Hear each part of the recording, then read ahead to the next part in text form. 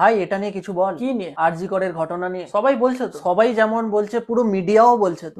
Media এটাকে কি দেখাচ্ছিল বলতো? বাংলাদেশের ঘটনা নিয়ে। হ্যাঁ, আর এখন এটা নিয়ে এরপর যেই আরো একটা অন্য ঘটনা ঘটবে তখন ওটার টিআরপি বেশি পাবে, তখন ওটা দেখাবে, এরকমই পরপর চলতে থাকবে ভাই। মিডিয়া ভুলে গেল, আমরা তো আর ভুলবো না। আমরা আমাদের প্রতিবাদ মিছিল চালিয়েই যাব। শুধু মিছিল করে গেলে হবে না ভাই, যতদিন না পর্যন্ত মেন দোষীরা ধরা পড়ছে আর চরম শাস্তি পাচ্ছে ততদিন পর্যন্ত আমাদের প্রতিবাদ চালিয়ে যেতে হবে। তুই ভাব ৭৮তম স্বাধীনতা দিবসে দাঁড়িয়ে মেয়েরা যদি পুরো সিস্টেমের কাছে এটা প্রশ্ন করে যে ওরা স্বাধীন কিনা, তাহলে আজকের দিনে দাঁড়িয়ে এর থেকে বেশি লজ্জার আর কিছু নেই। হ্যাঁ ভাই। দোষীরা ধরা পড়লো, তারপর আমরা ভুলে গেলাম, এটা যেন আর না হয়। জানিস এখন টাকার জোরে কি না কি হতে পারে। মেন দোষীরা যতদিন না পর্যন্ত চরম শাস্তি পাচ্ছে ততদিন পর্যন্ত আমাদের প্রতিবাদ চালিয়ে যেতেই হবে। অন্যান্য ঘটনাগুলোর মতো এই ঘটনাটাও যেন মোমবাতি নেবার সাথে সাথে ধামা চাপা না পড়ে। যত তাড়াতাড়ি পসিবল মেন দোষীরা ধরা পড়ুক আর এমন চরম থেকে চরমতর শাস্তি পাক, যাতে পরে গিয়ে আর এরকম ঘটনা আর না ঘটে।